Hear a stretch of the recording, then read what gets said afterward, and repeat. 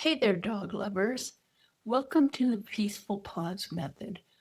I'm Pat Blocker, and I'm so glad that you're here.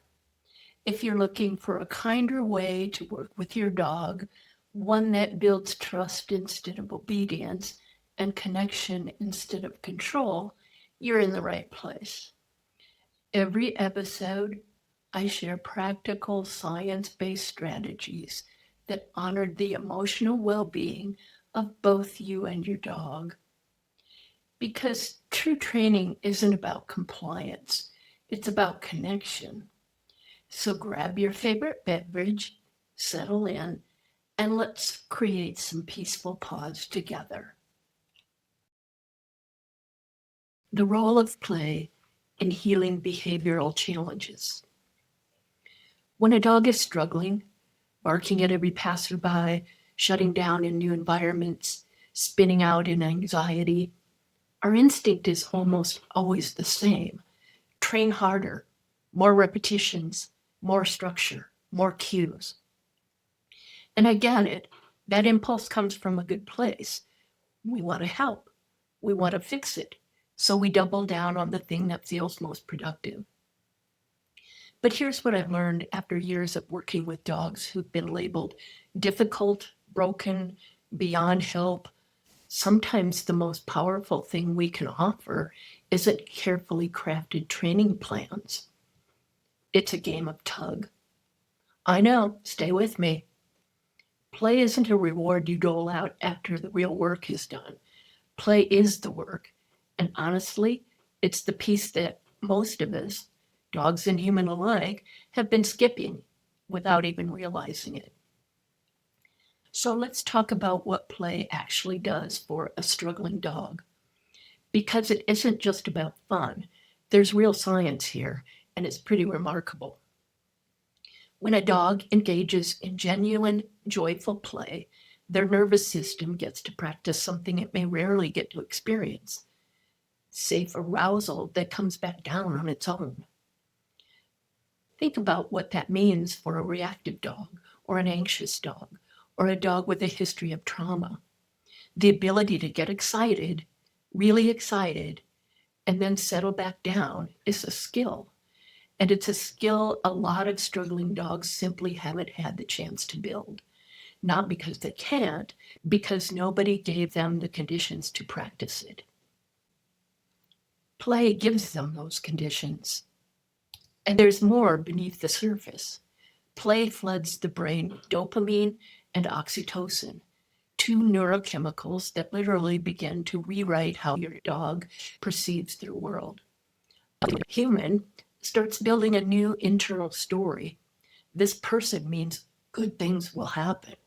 The world isn't just something to survive. That shift in perception is the foundation of everything we're trying to accomplish in training. And it starts with being a little ridiculous together. Now let's talk about relationship, because this is where it gets really good. I say this all the time, and I believe it with everything I've got. Connection heals what correction never could. When you and your dog play together, really play, with presence and zero self-consciousness, something shifts. You become the most interesting thing in the environment. And I cannot overstate how significant that is. For a reactive dog who has learned to fixate on perceived threats, having a human who is genuinely engaging and fun is life-changing. For an anxious dog who doesn't yet know how they can rely on you, play builds that trust faster than almost anything else. And for the dog who has never had a real reason to choose you over literally anything else in the yard, play gives them that reason. It's not a bribe, it's a relationship being built in real time, one silly moment at a time. Now, I do want to flag something important, because not all play is equal. There are a few things worth knowing as you start weaving more play into your routine. First, let's talk about tug. Tug gets such a bad reputation, and I really want to put that to rest. Tug is not a dominance battle. It's not going to make your dog think they're in charge, nor does it cause aggressive behavior. Done well, with clear start and stop cues, and a dog who can drop it when asked, tug is one of the absolute best engagement tools available to us. It lets your dog use their instincts, use their body, and it gives you a direct line into their enthusiasm. It's a gift, not a problem. Second, let's talk about chase games.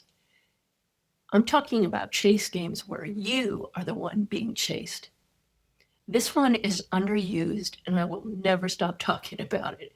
Running away from your dog and letting them catch you is absolutely ridiculous fun for them.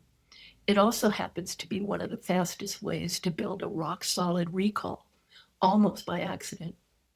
Try it once and watch their face. You'll be hooked. Third, let's talk about fetch. This one might surprise you. Now, many dogs fetch happily and decompress just fine, but for some dogs, especially high drive or anxious dogs, repetitive fetch can actually become what's called a compulsive arousal loop. The dog isn't relaxing between throws. They're in a state of sustained, escalated anticipation. Cortisol stays elevated. The arousal keeps climbing with every single throw, and the dog never actually gets to come down. The signs to watch for. Your dog can't settle after a fetch session. They fixate on where the ball is even when play has stopped. They get more frantic, not more relaxed, as the game goes on. If that sounds familiar, it's worth paying attention to. Fetch might actually be creating stress rather than relieving it. The same thing, by the way, can happen with tug and flirt pole play when sessions go too long or stay too intense without a chance to breathe. The key to any arousing game is building in natural pauses and watching for that return to baseline. Which brings me to my last point here. Short and enthusiastic beats long and distracted every single time.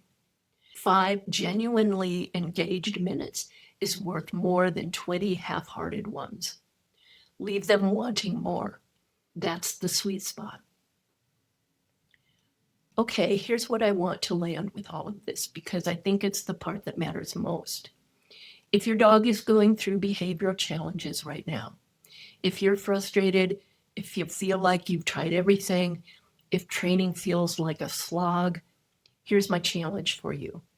Before you add another formal training session to the week, try adding a play session instead. Not as a break from work, but as part of it. Watch what happens to your dog's body when they get to be just with you. No pressure, no expectations, no agenda. Watch what happens to your relationship. That looseness, that tail wag, that gleam in their eye like they have just discovered the greatest thing that has ever happened to them in their entire life. This is the nervous system softening. It is a trust being built. And from that place of safety and connection, real learning becomes possible, the kind that actually sticks. And here's the thing I really want you to hear. This isn't just true for your dog. When humans play, really play, the same neurochemistry kicks in. Dopamine, oxytocin, lowered cortisol. We soften too, which means when you show up to play with your dog, you're not just healing them, you're healing the relationship from both ends of the leash. Your dog needs you to play with them. And if we're being honest, you probably need it too. So go be silly. You're both counting on it. Helen, Rita, let's do something fun for dogs. Yay!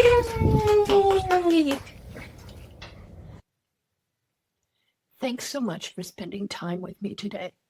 I hope this gives you and your pup a pathway toward more peace and connection. If you found this helpful, hit that subscribe button and ring the bell so you'll never miss an episode. And if you're ready to dive deeper or need personalized support for you and your dog, head over to my website, which is patblocker.com, or reach out to me directly by email at info@patblocker.com. Remember, every small step you take with kindness creates lasting change. I'll see you next time. Until then, keep creating those peaceful paws.